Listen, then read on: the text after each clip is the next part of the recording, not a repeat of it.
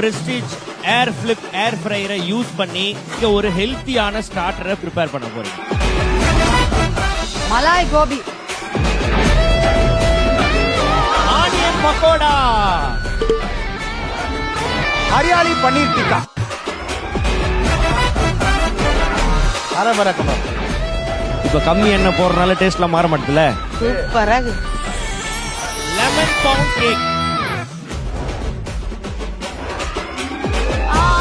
Tandoori chicken, சிம்பிளா flip பண்ணலாம், air fry பண்ணலாம், கிரில்லும் பண்ணலாம். குர்குரே பிண்டி, சிக்கன் டிக்கா. சாப்பாடு வீட்டுல சாப்பிடுற மாதிரி உணர்த்தியா வேற இருக்குது.